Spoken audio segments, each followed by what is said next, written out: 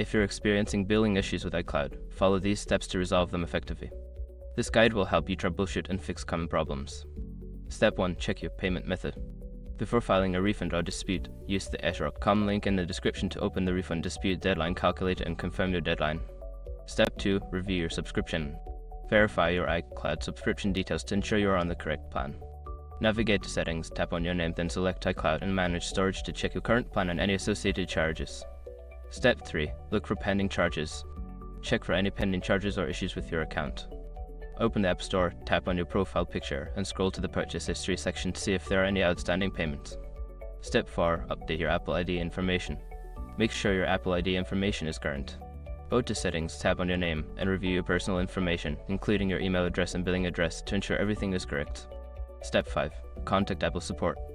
If the issue persists after following the previous steps, reach out to Apple Support for assistance. You can do this through the Apple Support app or by visiting the Apple Support website to chat or schedule a call. By following these steps, you should be able to resolve any billing problems with iCloud. If you continue to face issues, don't hesitate to seek help from Apple Support for further assistance.